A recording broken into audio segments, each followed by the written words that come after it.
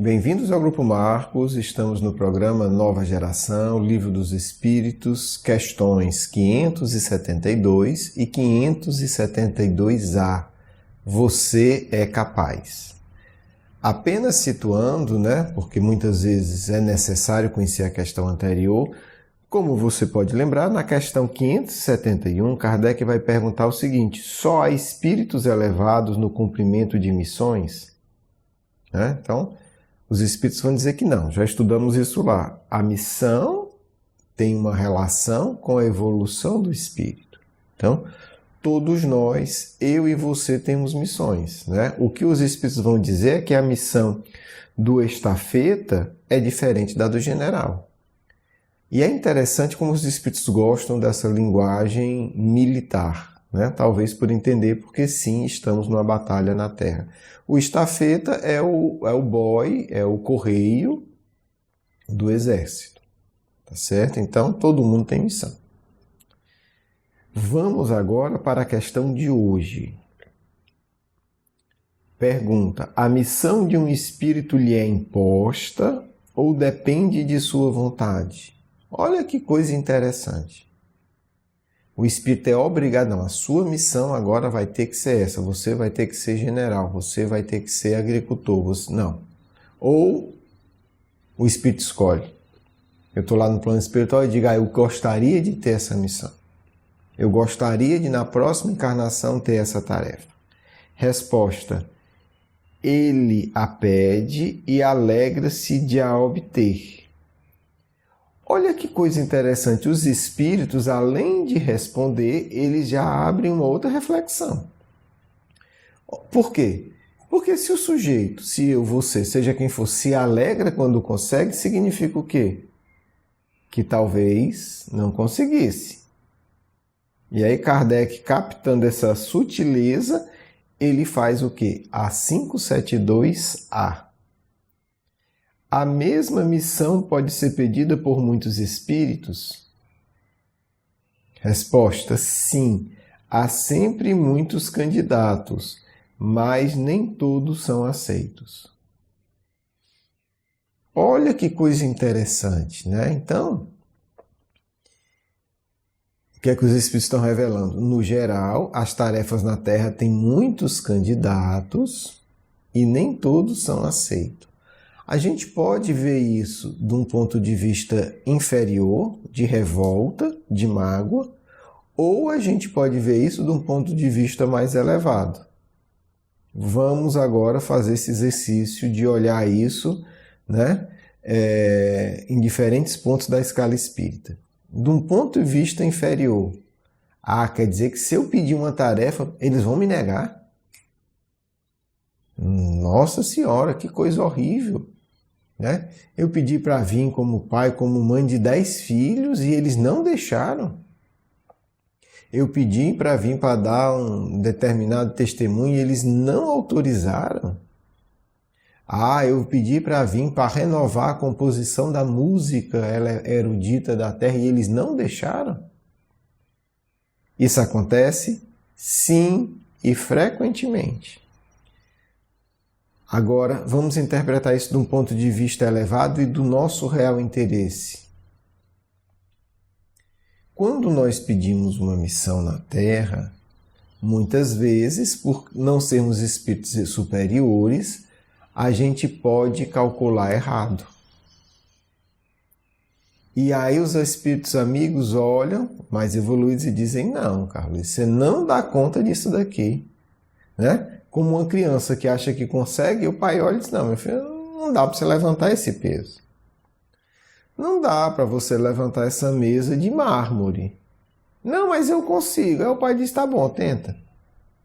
E a criança vai, fica vermelha e não consegue. Tá certo?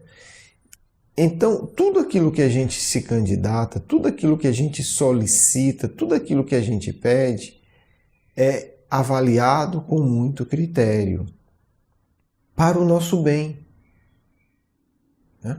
Então, isso é comum, digamos assim, é do dia a dia do planejamento reencarnatório. E essa disciplina é para a nossa segurança. Por exemplo, eu queria renovar a música erudita na Terra. O amigo espiritual vai olhar, meu anjo guardião, ou algum responsável por esse setor, e vai dizer, tudo bem, mas você não tem capacidade para isso. Eu entendo que você gosta de ouvir música e tal, mas assim, não dá para me dar uma missão para você na qual você não tem capacidades para desenvolver. Então não adianta fazer um plano que evidentemente vai dar errado. Ou eu quero dar um testemunho imenso. Eu quero vir com um conjunto imenso de doenças, quero ser pobre, quero ser isso, quero ser aquilo. E o Espírito vai olhar e vai dizer, olha, eu entendo a tua boa intenção, Carlos Luiz, mas se você tiver esse grau de dor, é certo que você vai se revoltar. Não existe uma possibilidade de você dar conta de tanto testemunho. Vamos dividir isso em 10 encarnações? Você começa uma, depois pega um pouquinho mais difícil, até você desenvolver a capacidade de suportar tanto testemunho. O que é que isso nos ensina? Que a disciplina do alto, ela é protetora. É para o nosso bem. Mas isso tem um subproduto, uma consequência que é extremamente valiosa a gente se dar conta. A minha missão, a sua missão, ela é plenamente possível de ser executada. Então, se você foi imbuído de determinadas tarefas na Terra, é porque foi avaliado criteriosamente e você tem total capacidade de executar. Então, essa é uma parte muito bonita da disciplina do mundo espiritual. Não é autorizado uma missão que você é incapaz. Significa que Jesus está com a razão quando ele diz: Deus não coloca fardos pesados em ombros leves. Quer dizer, antes da gente reencarnar, esse princípio geral é observado. Nenhuma testemunho meu vai ser autorizado se eu não dou conta, se eu não tenho nem chance de dar conta. Claro, eu posso ter a missão e por conta do meu livre-arbítrio me desviar. Mas é possível que, se eu me empenhar, eu faça a minha tarefa. Isso é profundamente consolador, porque quando a gente está em etapas em que parece impossível a gente suportar, a gente pode dizer, olha, isso aqui que eu estou passando foi calculado, foi avaliado, eu fui avaliado em profundidade e foi visto que se eu me dedicar, que se eu me esforçar, eu tenho condição de fazer essa travessia. Então isso é fundamental. Diz assim, você vai atravessar aqui 10 quilômetros de deserto. Se você parar, sentar e ficar chorando, talvez você não dê conta. Mas se você agir com disciplina, com fé, você consegue. Aí você chega e diz, não, mas eu queria atravessar, era 10 mil quilômetros. Aí o Espírito amigo vai dizer assim, não dá, meu filho. Eu não vou autorizar esse planejamento reencarnatório seu, porque você não vai dar conta. E aí, aquilo que é árduo, difícil e educativo se transforma em tortura. Entendeu a diferença? Então, o sofrimento que a gente passa, os testemunhos, eles têm uma finalidade eminentemente de estímulo de crescimento espiritual. Um sofrimento que vai por si só nos destruir, nos esmagar, ele não é permitido. Então, aquilo que a princípio aqui parece, nossa, como eles são chatos, o Espírito pede para vir trabalhar, eles não deixam. Na verdade, é uma lógica de proteção ao nosso crescimento espiritual. Entendido isso, a gente pode desenvolver essa convicção profunda. As nossas dores são calculadas, Tem uma dose limite. E normalmente, quando está chegando na dose limite, é quando a gente entra em desespero. E aí tem a interpretação do lado bom. O que eu estou passando é quase insuportável para mim. Significa que já está se concluindo. Por quê? Porque um pouco antes de chegar no meu limite, a aprovação cessa. Ah, como é que a aprovação cessa? Eu não sei. Cada um vai ter a sua experiência. Mas a gente vê no dia a dia, cada um de nós talvez tenha vivenciado alguma coisa. De repente você diz, meu Deus, eu tinha certeza que não ia sair daquela situação. Para mim parecia que estava tudo fechado, não tinha saída. E aí de onde eu menos espero, abre-se uma porta, surge uma mão amiga. Quantas vezes nós não já passamos por isso? Então, não é que os espíritos não podiam ajudar antes, não é que eles não podiam deixar para ajudar no ano que vem. É que há um limite dos nossos testemunhos. Há um limite nossa capacidade de sofrimento. Há um limite da nossa capacidade intelectual de resolver. Né? E aí chega um momento, e isso é importante para a gente concluir esse tópico, que nós precisamos reconhecer a nossa incapacidade. É aí que a coisa se resolve. Esse é o limite máximo.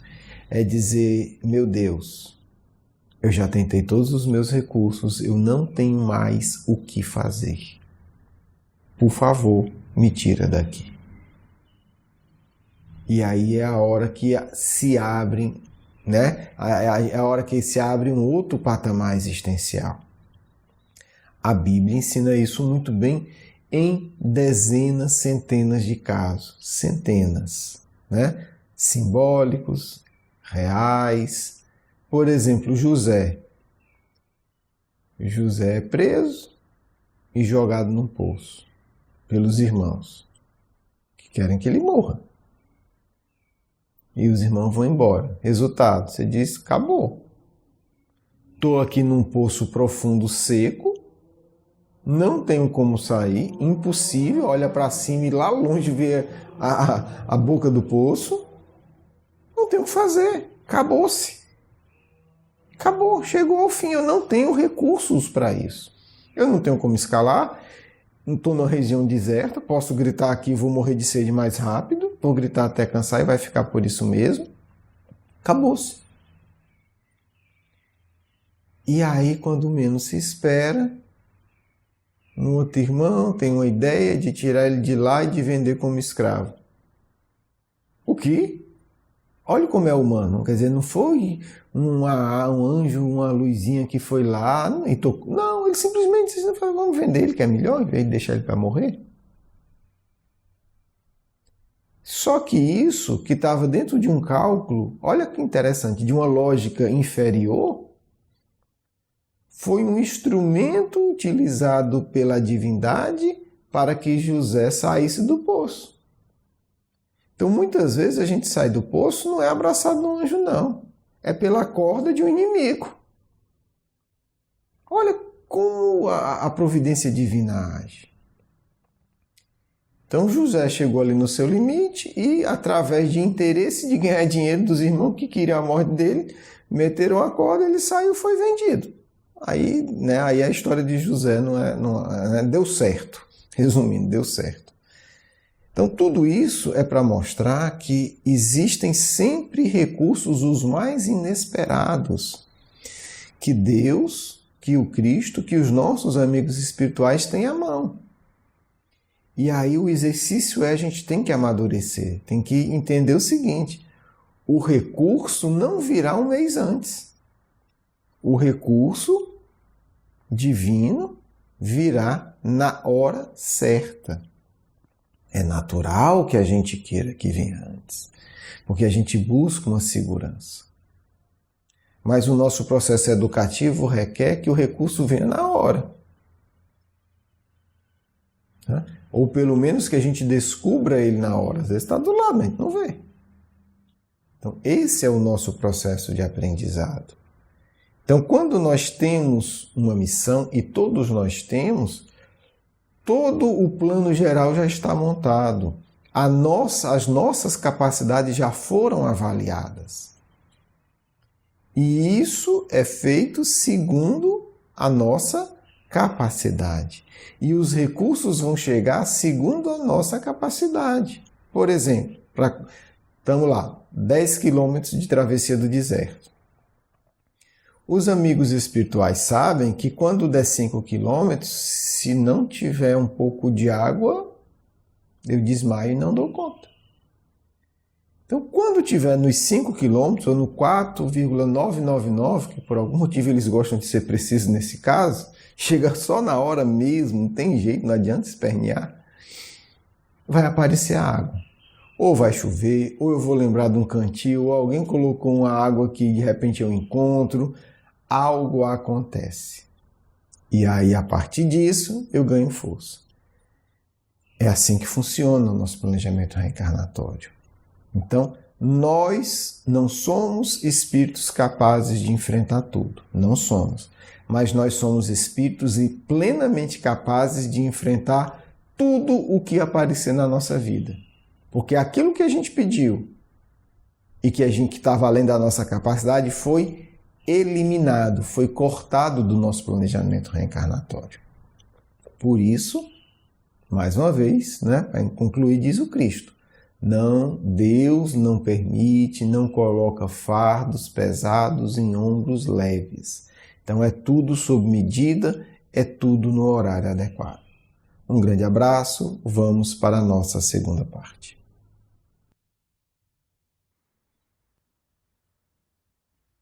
Queridos filhos, queridas filhas, o Cristo nos envolva nesse instante. Sabemos, há muito sofrimento em teu coração. Há muitos testemunhos, há muita necessidade de ampliação, de percepção, de compreensão e mesmo de virtudes. Por isso, sempre dizemos, abençoa a tua dor, abençoa a tua prova, confia em Deus. Quando você menos esperar, o recurso maravilhoso irá aparecer. Quando você menos imaginar, a luz te indicará o caminho certo. É necessário que você desenvolva fortaleza interior. É necessário que você aprenda a cultivar a paciência, a caridade, a fé. Por isso, o Cristo acompanha a tua jornada evolutiva. Por isso, o Cristo entende o teu medo e a tua angústia. E por isso ele sempre te ampara.